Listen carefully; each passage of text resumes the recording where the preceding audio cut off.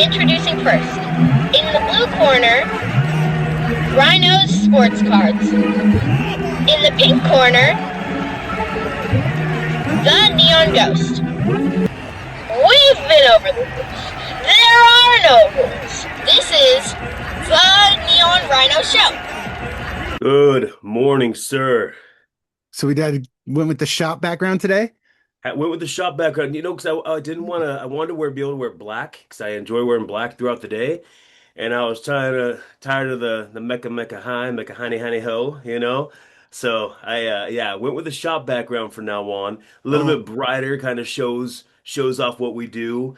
okay. One of the times we may do something like a card show background, but for now, I enjoy the look of the shop, and Yeah, yeah, yeah, yeah. go with that. How was the card show this weekend? Great card show, man. Really good turnout. It was on a Saturday this time, so um, it had a stronger presence for customers. Last time was on a Sunday, which was is always kind of tough. But yeah, it was nice. So we saw a lot of cards. I think I sold 80% of my case between vendors and customers because I mean we buy at an okay percentage and then sell at a really good percentage. So Yeah, at the end, a guy was like, "Hey, if I buy 80% of your case, what percentage can we do?" Um, let's make a deal. yeah, right. The conversation started off rocky because it's one of those like what do you want for this? I was like, buddy, like I'm my stickers tell you what I want for it.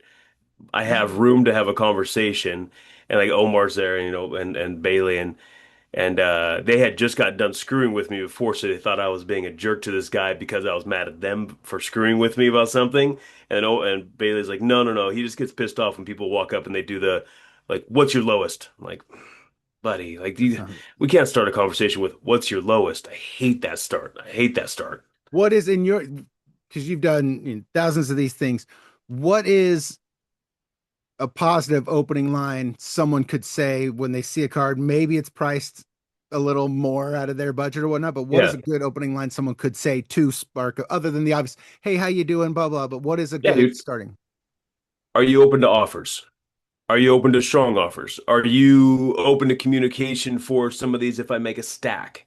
Um, Things like that. Like what's your lowest? Or, like if people ask like, hey, I'm just looking around and I do see a couple that I like. Like this is the way I do when I walk over to the tables that I want to purchase a lot from them.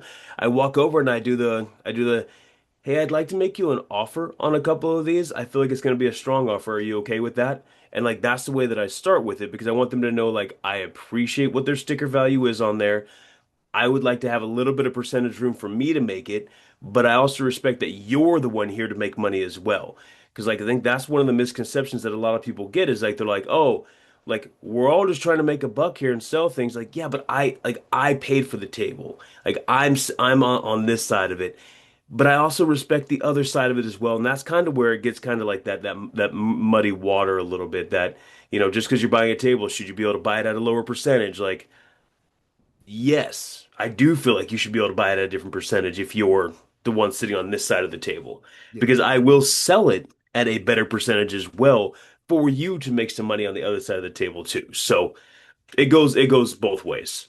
I also feel like the the way you just said it with that approach, it it leaves it open for conversation more than what's the lowest you can go. Oh man, I could take $5 off. Oh, never mind, buy or the other way you 100%. just said it. Now we consider and have a dialogue. Well, what are you looking for? Well, how about you buy that and I'll throw this in for an extra 20. Like the way you said it opens it for conversation.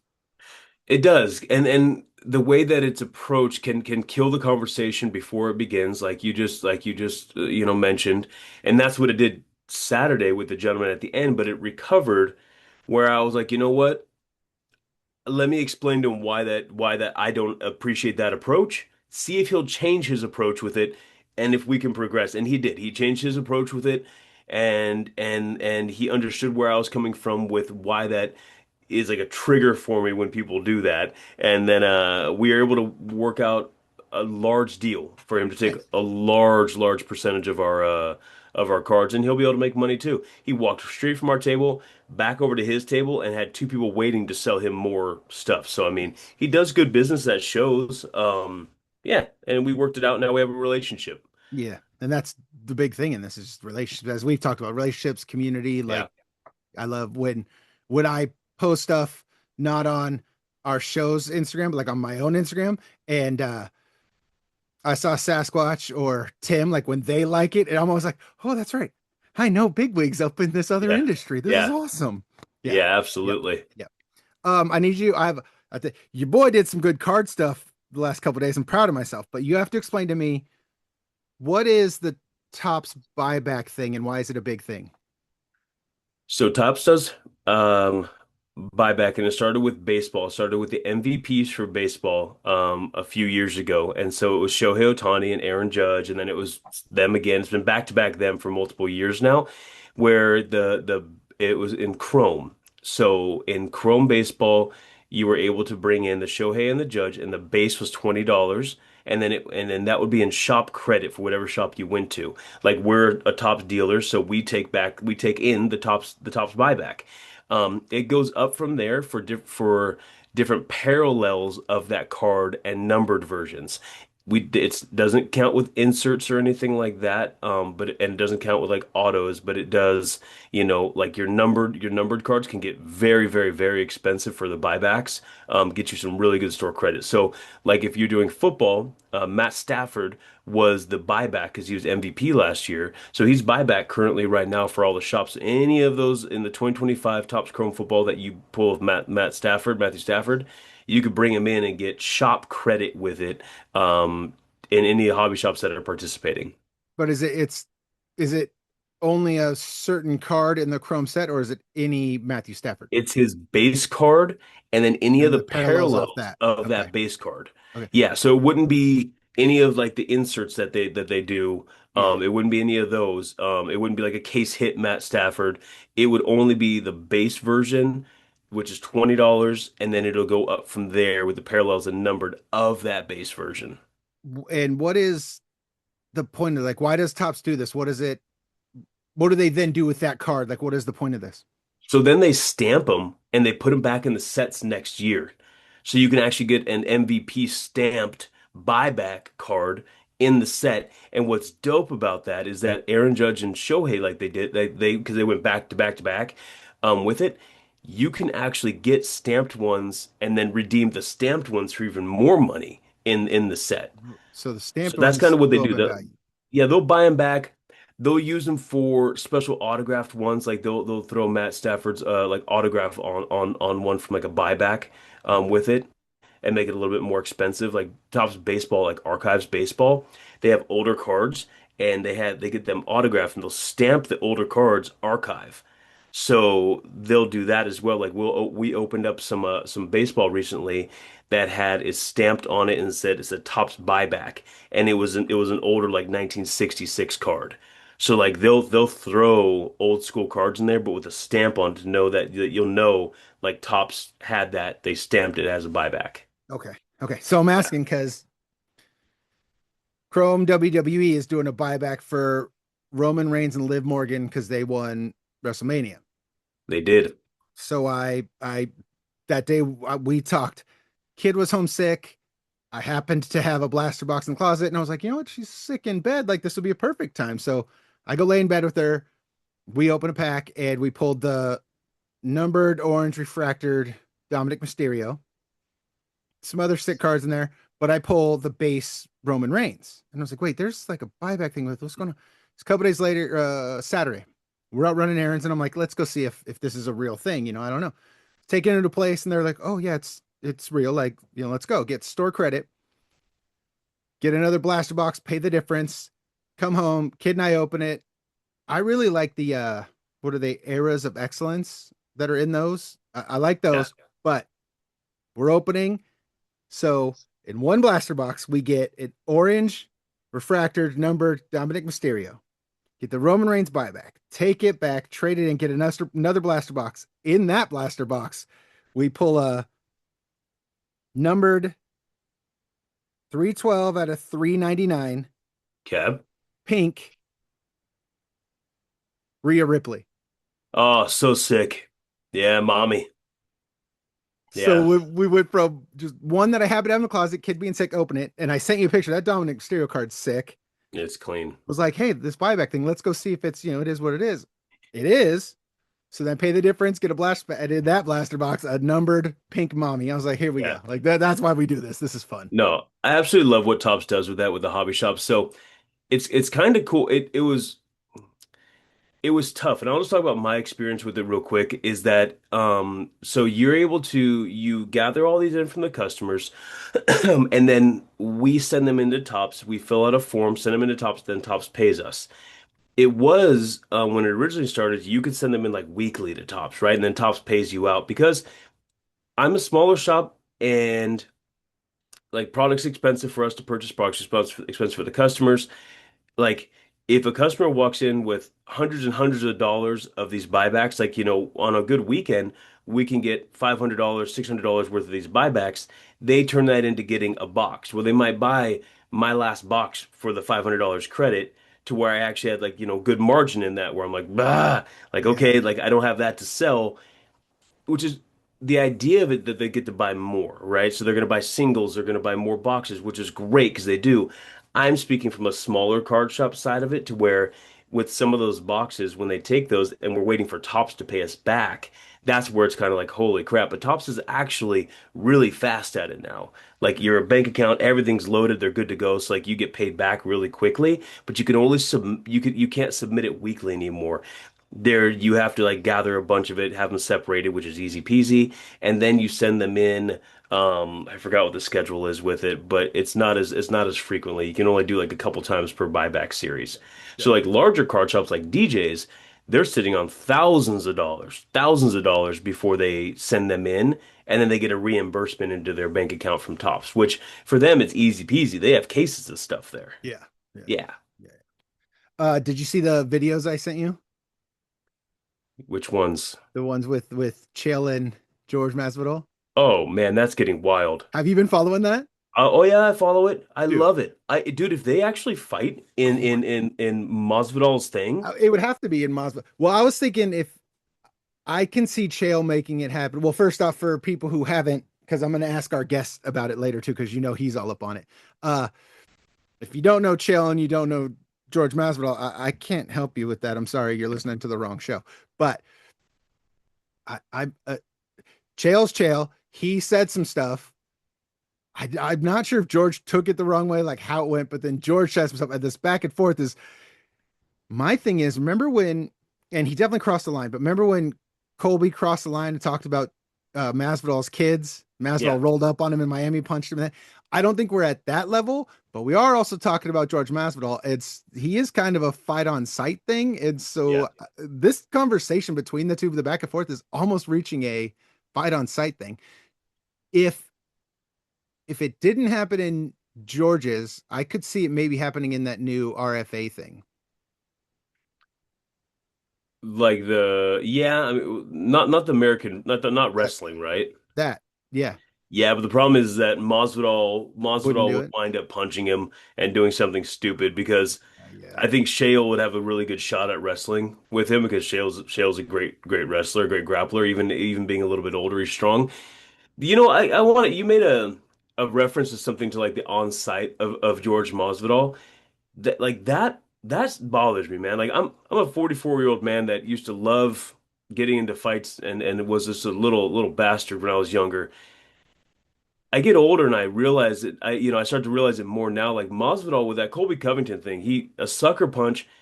If he knocked out Colby and Colby slams his head on the floor and something god awful happens, Masvidal's going to prison, Yep. right? Like these guys are trained fighters that train every single day of their lives to hone their skills and to hurt And people have for years. and have for years. And like he wants to go out there and just go fight him over some words. Like that's what bothers me about it is that they're just words. And I get it, man. If somebody's attacking your kids verbally and they're crossing that line, the thing with Masvidal now is he has a promotion, he has a platform, and he can go to Chael Sonnen and be like, "Hey, bro, I'm gonna give you $500,000 for my company to promotion. Let's get in the cage. Or how much money do you want? Let's get in the cage. Let's fight. And like that's what it was. He got in there with Colby. He fought Colby. He sucked against Colby, and it was a stupid hugging match. That's where it should end. You two fought. Like, let it be, man. And that's where the Chael Sonnen and the Masvidal thing right now is getting crazy. Like the War of Words is fun. It's fun to watch. But if they don't do it inside of the cage or octagon or something like that, then they should just be is what it is then. That's well, I think that's I don't. Chael's definitely like. I mean, he's a gangster, and he if provoked he would. But Chael's definitely not starting it in the street or a conference room or anything like that. He'd run his mouth about it and get it there. But he also, what you said, he knows the rules of life. But Yeah. also, he's smart enough to be like, no, no, let's put this somewhere we can make some money. But what I was thinking, the bare knuckle MMA in Game Bread, I don't know if Chael would do that, but you know it would be awesome as fuck is if Jake Paul and Netflix backed up the truck and put that on their next MMA card. I could see that. I I 100% could could see see that. that. I could see that. The problem is that Gamebred would want it on his to then get the views for his stuff. Maybe. I mean, Like, would you want views or imagine money? The money yeah, the money Netflix is would be throwing at bigger you. for Gamebred with the So that Netflix one. that might and plus if yes, the views for your thing, yes, I get that. Cool. But now you're paying yourself, hopefully selling it, making enough money, or this dude called you out, he talked shit. They are of Yeah. that old school way of remember in the UFC when it was like if someone grabbed a mic and talked shit, there was a 90% chance that was gonna be the next fight. Like those days are Yes. gone. That These was guys are amazing. of these guys are of when that happened. Right. So being like, all right, cool, like we're not doing it on Game Bread, that's fine, but Netflix is gonna pay us how much, and I'm still gonna beat this dude's ass on Netflix for the world to see. Like 100% could see it happening on Netflix. Yeah, I would mean, I think that would be amazing. Netflix would pay the most. Dirty boxing would be cool as hell. That way we know that they're just standing up. Because I think that's the thing that a lot of people want to see with it is them stand up fighting. Because Chael will try to take it down very, very quickly, with which he should because that's his moneymaker right there. He's a great But wrestler. in fairness, Askren wanted to take it down. How'd that work out for him? Yeah, but I don't. I mean, at the beginning of that fight, did you think Jorge was going to go full Street Fighter and throw a fucking Flying knee, knee? like a flying knee? Like I didn't see that coming. I think No, that's no way. super rad, and Yeah. it was the perfect striker versus grappler. Literally, the grappler goes in on him. Like it couldn't have been Oh, set up any better. who wins that fight if it happens? Who do you put money on? Masvidal. Really? I do. I think because I don't feel like Chael has a chin anymore, and I feel like Masvidal will overwhelm him and be able to get him with punches. The problem is like Masvidal is very out of shape right now, but I think that would be a motivator to get him in shape if it's not on his. If it's on Netflix, I feel like Masvidal will get in shape and be ready to go. If it's on his promotion, I feel like he'll get in He's just gonna get enough hit. shape to throw hands. Yeah. Yeah. Fair. Fair. Yeah. Hold on, I gotta get my list. So now I don't remember who it is. Oh, first off, the dude. Oh, what is his name? Ballpark Alex? Ballpark. He's on Instagram and he's always like exposing shitty people in the business in the hobby. You turned me on to him. Boston card collector? Nope. Ballpark Alex. It might not be Ballpark Alex. I 100% could be wrong with that, but it's something like that. Huh. I know there's a Boston card Oh, it is collector. Ballpark Alex. Oh, really? Mm-hmm. I don't know if I ever said that name before you Maybe just you said don't that. follow him. I'll have to send you this thing. Okay. But he's the guy like when I found out about the PSA lawsuit, the Yeah. whatnot lawsuit, like he puts up the graphic for it, but then he writes like damn near an essay of what's going on. Yeah. Um, but through him, I followed other people, and there was this one guy, I can't remember his name now. I didn't save it, I don't think. Um, who he did. Remember when I asked you about oh, they're called all right, now I don't know if I'm gonna trust this. I should have looked before. It's HOLO hits. All right, well then. All right. This All will say. right. Remember when I asked you about who in football who you should buy now and hold on to? Yeah. So this dude did three you should buy now and hold on to, and I wrote them down. The my new favorite app is what is it? Colex, COLX. Collects. Yeah. My new favorite app, bro. Yeah. I love that app. Uh, but so I wrote his down, was looking up those players that have some cards saved, and I was like, I know a guy I can ask if this is bullshit or not. So I'm gonna run three names by you, Okay. and I'll say and I'll tell you why he says you should buy it now, and you tell me if this is a good call or not. One is Bryce Young rookie cards. He says, why? Former number one pick. Hobby always gives second chances. Even if he looks solid, prices rebound fast. The narrative will shift. Potential is huge. Yeah. Yeah. No, I agree. Bryce Young started off. He's on the smaller side of the quarterbacks, and his career started off incredibly shaky. Cards were not as high as everybody else inside that draft class, because he didn't. They traded away like all of his weapons when he got there. He had nobody to really help him for his freshman year. Sophomore year, picked up the pace, started playing a lot better. His card market kind of moved a little bit.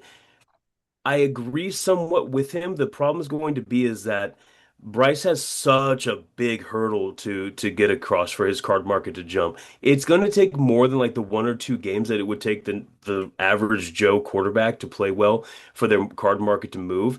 He's going to have to put together like a 5 game winning streak, 6 game winning streak with good numbers for his card market to be like, oh shit, we're just shocked into it now. Now we're going to start moving.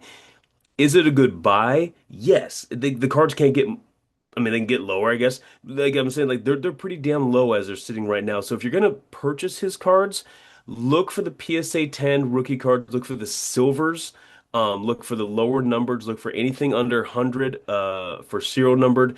Don't buy just like his base rated rookie Don Russ. Get the ones that are gonna be the good parallels. Don't look for like your your inserts, PSA 10s. Grab the rated rookies that are numbered, autographed, different variations of that. Okay. Okay. Number two is Malik Willis rookie cards. Why? Opportunity equals everything. One good stretch and his market doubles. Still a low risk buy in. Just got traded to the Miami Dolphins. I think Malik is a huge buy right now because Tua got traded from the Dolphins. They let him go or he got traded. I think got traded. Um, but Malik is going to have that opportunity to run that team with some big name receivers, and a new head coach. So that's good. That's a huge upside for him. And his market was hot 2 years ago. And then it kind of died down because the starter stayed the starter in Green Bay, and then Malik is getting his opportunity right now. I do feel like he is a very strong buy for sure. Okay. And his number one is Alec Pierce. His Y is wide receiver upside equals volume plus highlights. Still not priced like a true top option. Breakout season equals an easy spike. Yeah, it's just tough though with wide receivers when it's not in their rookie year. Like when you're going into their third year, I believe. That's a But little he's bit. saying That's buy their rookie cards. I know. Yes, buying their rookie cards, but wide receivers don't get a lot of love, like in the in Okay. the in the in the hobby. They get a lot of love their rookie year, but when it's not their rookie year, even when they have like a breakout year, they have to have like an extreme breakout year, not a couple of good games. And like that's gonna be the tough part. Buying them Give me an now, like if example you're of if someone I would know the name of someone who had a breakout year and caused their stuff to go up. so Puka Nakua. His rookie year, his cards were at a crazy all-time high because he set all the rookie records. He had all the passing the receiving records. Like the man was going insane. Second year dropped off, got injured, got hurt. Third season he came back. Matthew Stafford won MVP. Puka was going freaking nuts. His cards shot back up again, which was Okay. wonderful with Okay. it. I think a really good buy right now, not because I'm a Raiders fan, but Brock Bowers. Brock Bowers, his cards, rookie year, crazy Oh high. yeah, Crazy high. that's one of the ones you That's gave me on our when I asked yeah, you the first time. Yeah. right. He's a tight end for the Raiders. He broke all of Puka's records. He broke the tight end rookie records. He broke the receiving records.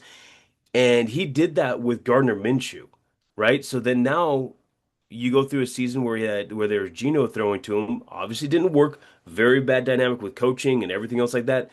Now you're gonna go walk in there with either Mendoza or Kirk Cousins gonna be throwing to this man. They have other weapons on the line. Ashton Genty, they have a phenomenal center, probably the best center in the league. There's going to be actually more time back there for the quarterback. Fingers crossed. I think Brock Bowers is going to be the number one to pick up because he's already the number probably two tight end in the league, and yet he's coming off a crappy season where people are kind of like meh. Like I was buying up his cards right now. I have some big boy cards, even of Ashton Genty. Genty didn't live up to the height, and I bought his 101 Shield auto from Donruss. So like I have that going in there, and that currently right now there's the to me as a Nike one that just sold for $3,000, and so I mean it's doubled from what I bought it at. So of the three I said, Willis and Bryce are definite buys. Pierce is a maybe. I don't go after wide receivers though. Like they that's not enough upside for me that his name isn't big enough for me to want to invest that kind of money. Okay. Quarterbacks get the needle moving. They can have some big games. The needle moves. I think people sleep on Jaden Daniels right now. Jaden Daniels got injured last year and his card market plummeted. And he's coming back and I think he's shown that he is a phenomenal quarterback. The needle moves for quarterbacks. People love them. Like Of course. Joe Burrow still has a cult following out there with him and his numbers are still great and he puts up a shit ton of numbers. They just can't win because the defense sucks. Yeah. Yeah. Yeah. Yeah. Okay. Okay. So now I'm gonna look for. I have them saved on the on that app I just said. So depending on which ones I'm gonna buy, I'm gonna screenshot to you and be like, should I buy this? Yeah. Okay. Okay. Yep. Oh, I'm excited. This gives a whole like I just started doing fantasy football maybe like 3 years ago. I didn't understand it. Now I get like, oh, and I make my draft list. Like I know Yeah. I set timers on my phone to make sure to do my stuff. So that's added football to me. Now after meeting you and learning all this stuff, now I'm like, it's added another, like you'll sit down and watch a Raiders game from beginning to end. There's viable proof that I have witnesses for. I'm not allowed to watch Cowboys games because I jinx every time I do. Yeah. And so I watch highlights. I watch the Thanksgiving game, but I always watch players. So like I will, depending on what team's playing, like I might watch the whole game, but like I'll definitely watch players. But this is now added into like, oh well, what games am I gonna watch if I have this dude's card and I need him to do great? Yeah. Yeah. Oh, I'm so excited. The sexy beast on our show right now is a Pokemon collector. He frequents donkey shows in Mexico, and I once made him bleed his own blood in a parking lot. Caleb Wheeler. That's a good intro. I like it. You like that, buddy? I like that one. It's good. It's good. How are you? Caleb, How's your welcome to the training show, buddy. We appreciate you being here. Yeah, thank you guys for having me. You don't sound excited. You don't sound happy. Is it because I said the donkey show thing, or that I made you bleed? Which is it? Man, I know that you're happy about that. You know, you're gonna hold that one over my head for forever. Forever. I have witnesses. It happened. Actually, in fairness, It was people listening, we don't know what happened. We were fucking around with each other at a parking lot, and all of a sudden, I think it was like weather or something. All of a sudden, his nose was bleeding. It was just kind of like, wait, what the fuck just happened?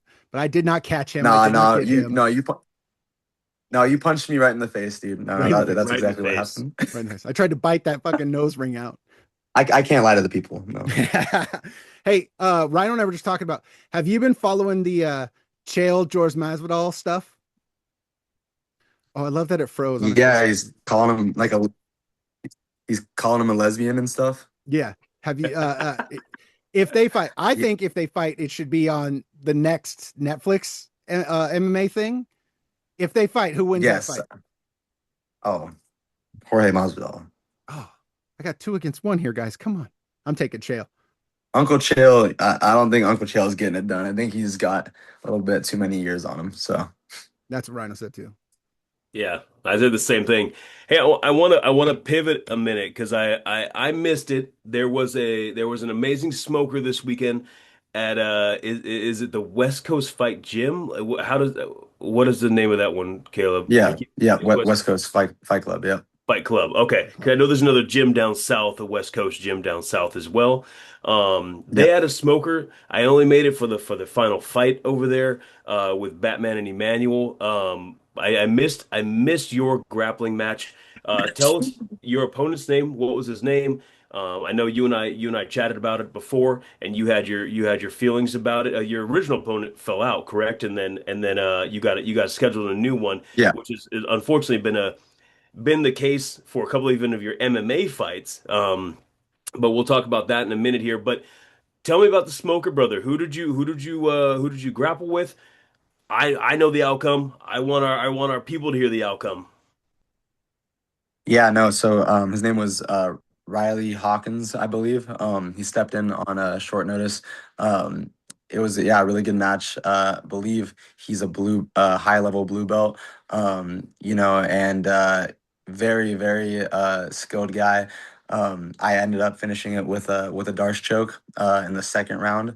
But yeah, overall it was a really good experience. I mean, the guy was legit, true grappler, and it made me feel like, my game is growing because, you know, going up against like real grapplers and being able to test myself like that was a cool experience, and being able to do it in a cage in like a different setting than, a jujitsu competition. That was pretty sweet. That's epic. Yeah, the smoker looked fantastic. There was a great turnout over there for it, and I know that you were excited a chance to get a grappling match in, and the fact that you got in the second round with the guy that is a true grappler, it shows the levels of this competition and what they're doing out there, like being able to bring in guys. And Kane from over there, the West Coast Fight Club, did a fantastic job putting that on for all of you guys. Yeah, no, it was awesome. All the fights were awesome. A couple of my buddies fought on it. My friend Gavin Scott and my buddy Landon. They both, showed out. They did their thing. It was both their first amateur smoker matches. So yeah, I mean, they put it out there. Every single one of them, they showed out. So it was pretty fun to watch. First time cornering too, so that was cool. Oh, Nice. nice. Nice. Yeah. I don't want to dwell on the last fight. We know how that went. If people don't, they can look it up. I don't want to get there. What I want to ask is, we both know as soon as it was over, I dropped the headset. I ran to you. We had some words. I know how it was that night. I've seen you multiple times since. What's the biggest takeaway from that you've had? Besides the I said it obvious, to Yeah, yeah, no, I said it to Omar because he asked me the same thing, and I think my answer honestly stays the same. Like the thing I took away the most was, um, just be more free in there. Don't worry as much, because I mean, I think, the worst possible thing in my mind that could have ever happened, right? That happened. So what I learned, is, heading into every one of my fights, there's a lot of stress, there's a lot of anxiety, there's a lot of, it's scary going into a cage fight, no doubt about it. So, after that happened, I think it took a lot of the weight off my shoulders of, being able to go out there and perform, and I'm just gonna go do my thing. You know what I mean? Like I'm gonna enjoy it a lot more now because good, I'm good. free. Yep. I very much like what you just said, because I think a lot of up and coming fighters, and at one point you were one, your first fight, you were the first fight of your first fight in a cage, and the nerves and all that. But I see you all the time at fights, and what you just said, I wouldn't have been able to tell you, oh, Caleb's nervous. He's where all the things you just listed. I don't see it when I see you before fights, because you're always calm, cool. You're not, there are some people, they got their headphones on, don't talk to them, let them be in their zone like that. That's not you. Like, I see you, we get up, we hug, we're bullshitting, all that. What you just said, it's like the duck on the pond. You're here. everything you just said is down under the water, but you're here. And I think a lot of fighters need that, what you just said. They need to know, hey, this dude's an experienced fighter and he's still feeling those things. So it's okay to feel them. It just determines what you do with those feelings before you enter a cage. 100%. And I think there's something I saw, like it was, John Jones talking about how, before the fight, like you get this feeling and it's pretty indescribable. I mean, you're about to get in a cage and fight somebody, the only thing stopping you from death is a referee, you know what I mean? So, I mean, he says that feeling that you get inside before, it can do either two things. You can hone it and you can take control and use it, like, for the fight and to be the best version of yourself, or you can crumble. And I think after experiencing what I did, I think that there's really nothing else for me to experience in like within losing, because you know I I've lost in the like worst way possible in my mind. So that clears me up to be able to go out there and just do me, because I think when I don't have that pressure that I put on myself, I perform way better. Nice. Nice. Yeah. So with this, and not giving away like anything, so we go around and I'm able to go see other gyms and fighters, and I obviously do the sports cards for them for CoGa, which you'll be fighting on May 23rd on that card. Um in this fight camp itself, you've been able to travel a little bit and get some more exposure and get some other just some other looks, right? Like you were Yeah. able to fly out to Vegas and get out there and go hang out with some people out there. And that was, I Yeah. mean, that had to have been a big deal for you in the growth, just your overall growth, bro. Not even just talking about just, as a fighter, but an overall growth that you get a different experience. Like talk about that like as like an amateur getting to go see these different levels. Like you had sent me a photo of you and Marab, right? Yeah. That's crazy when you're getting to see a UFC champion, and Marab's just a normal guy, just a normal. He was doing construction a couple years ago. He talks about, but for the fighters out there that want to try to grow in their career and stuff, like just talk about that a little bit.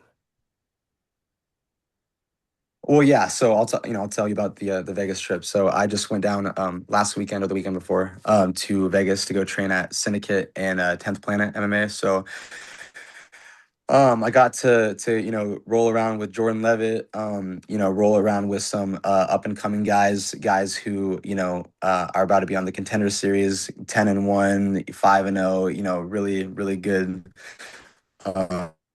amateur fighters and really good pro fighters who are about to be in the UFC. And so my experience at Syndicate was great. Unfortunately, I was supposed to get some work in with Chris Brennan, but his son actually ended up fighting that weekend on short notice, Lucas Brennan. And so I didn't get to get the work in I thought I was going to get with him. But for my next fight, I'm planning on probably going over there for a week, because I mean everybody there was super super welcoming, and nobody there had an ego. Everyone there, they were super welcoming, and just like even Marab, like talking to him, like I've never talked to a guy of that caliber and level, and he was just so down to earth and just super interested in me as a person too. I mean, he asked me, if I was an amateur or pro. We, had a conversation about why I was still an amateur, and it was pretty fun, funny to see a guy who I've looked up to for a while now, and to talk to him in person and see, he's just a guy. He's just a guy like everybody else, but he's the best in the world. So that was pretty sweet experience. And 10th Planet, I went there as well. I got to roll around with Patchy Mix, and Vanessa. Oh geez, I'm gonna hate myself for blanking on her last name, but both Patchy Mix, former UFC fighter, former Bellator champion. Yeah, it was, and then just all the other guys, competing in jiu-jitsu at 10th Planet. I got a lot of really good advice from them, a lot of good techniques. It's going to be good to implement a lot of this stuff in my next fight. So it was a great trip Yeah. trip overall. And you're a student of the game, man. You're always learning and things like that. We chat frequently about that stuff. One of the other things is like you love mixed martial arts, UFC, and you actually won the tickets to go to the UFC, which was I Yeah. mean that was huge, man. I saw you and your coach down there snapping photos with everybody and stuff, and that's from the law firm Yeah. Brumley Law Firm. Brumley Law Firm. Yeah, they're big Yeah. sponsors of CoGa, and you won the tickets. I'm seeing your smiling face down there. You had to have an amazing experience. Yeah, man, that was pretty awesome. I'll never be able to go to a UFC fight again and have that same experience because, 4 rows away from the cage, that was pretty amazing to see.